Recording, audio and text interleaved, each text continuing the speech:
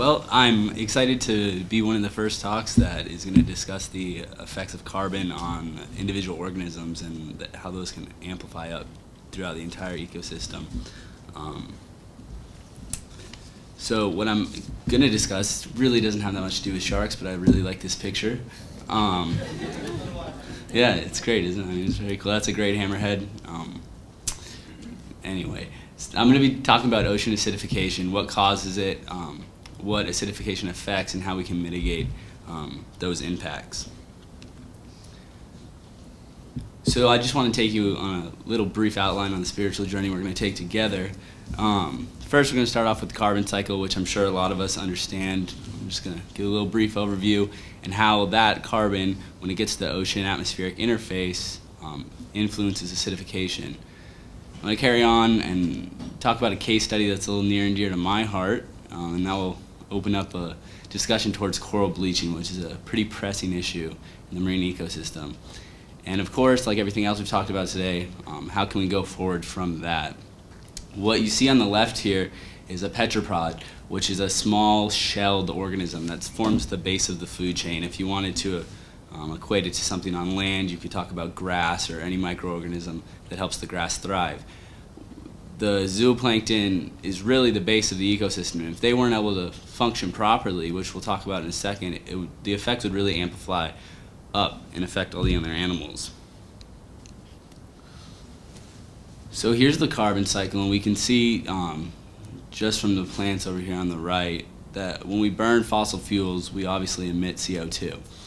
And the atmosphere, like many other things, seeks to balance this equilibrium. So if you have a hot cup of coffee in a cold room, it becomes cold to match the temperature. If you have ice cream in a warm room, it melts to match the temperature. When the CO2 goes into the atmosphere, the ocean absorbs it to equalize it. This isn't going to be something that we can enjoy forever. As long as the ocean is equalizing these effects, the terrestrial effects aren't going to be as great. But as soon as the ocean reaches its limit, its carrying capacity, the impacts we see on land are going to be much, much greater. Once that carbon meets the ocean surface, like I said, it's buffered out. So the effects we see in the air aren't as great as we would see without an ocean. As soon as the CO2 gets in the water, it interacts with water and forms carbonic acid. That's the process that's happening right here. Just as it sounds, it's making an acid, so it's making our waters more acidic. I don't know about you guys, but acidic things aren't especially appealing. The ocean doesn't think so either. In this picture, you can see this is a coral reef, and there's no color to it because it's been bleached. And like I said, we're going to talk about that more in a second. But certain other structures you don't see in this picture are healthy vegetation along the shoreline, small fish in the water column. I talked about the zooplankton, and one of the biggest effects is that the shells of the animals are very hard to form if there's more carbon ions in the water. That's the same thing you're seeing with the fractures in the reef. The physical structures of the reef don't grow as well when there's increased acidity. And the same thing with the zooplankton. They can't grow their shells. And although they're very small, fish eat them. And then bigger fish eat those fish. And that amplifies all the way up to the great hammerhead. So really, even starting with carbon dioxide, something we can't see, something we can't hold in our hands, it can have massive effects on the ecosystem. So here's the case study I promised. I love this picture. This is my fish tank when I was growing up.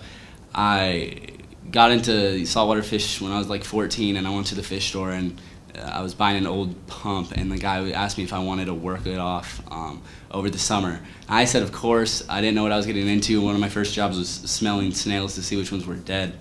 And backstory, I'm from Tucson, Arizona, so the reason I had to smell them is because they were left on the tarmac in the summer.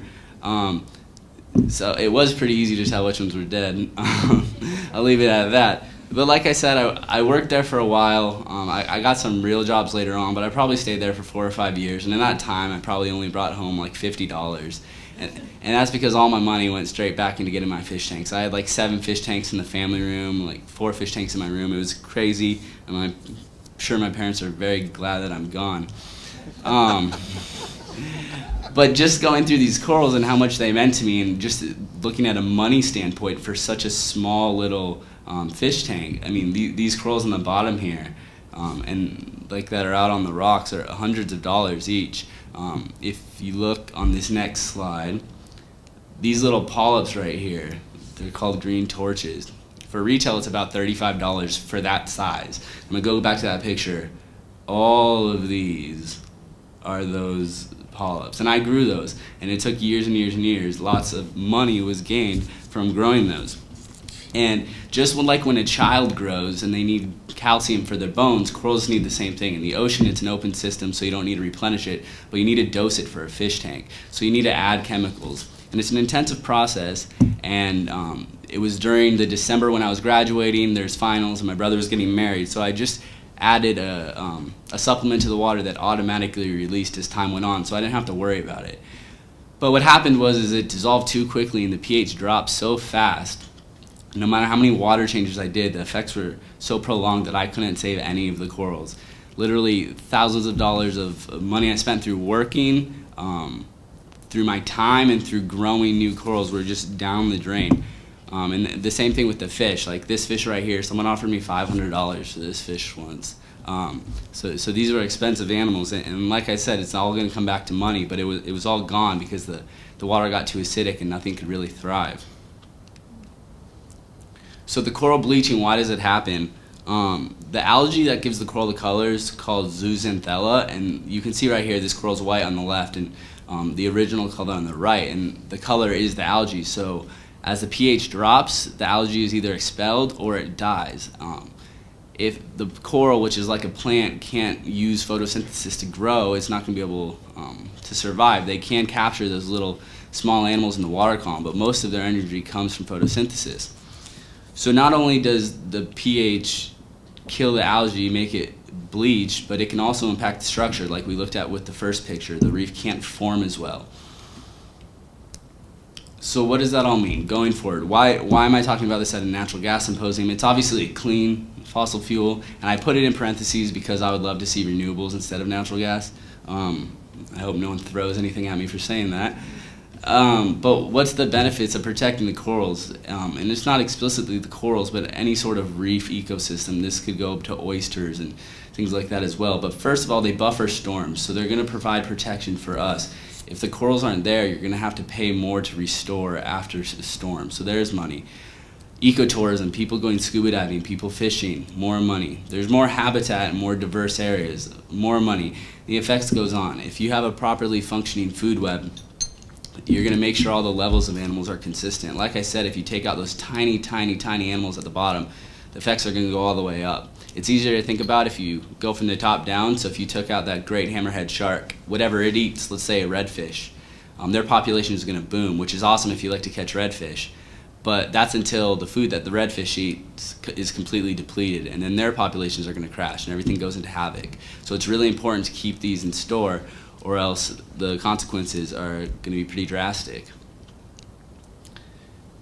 So this is where we can go. You see the picture on the left with emissions, and the right with reduced emissions. You see the colored coral with the zooxanthella back in the algae. You see the fish in the water column that are now able to feed on the tiny shelled organisms. The corals not only have their color, but the structure itself is stronger as well, and there's even shoreline vegetation going on. So the benefits are very big, and this isn't about tree hugging or saving the whales. It all goes back to money. It doesn't take as much money to recover from something as it does to prevent it. So it's a really important issue economically speaking and ecologically speaking. So going forward, the industry obviously emits CO2, and that's necessary for us all to carry on our lives. But the ocean does absorb the CO2, and once it is absorbed, it creates acidity. The pH drops. With the dropping pH, the corals don't do so well. They end up dying, and we'll see those effects. Destroyed reefs and ecosystems drains our wallet, and I know none of us want to drain our wallet, so the best way to counter that is to reduce emissions, and that's all I got for you.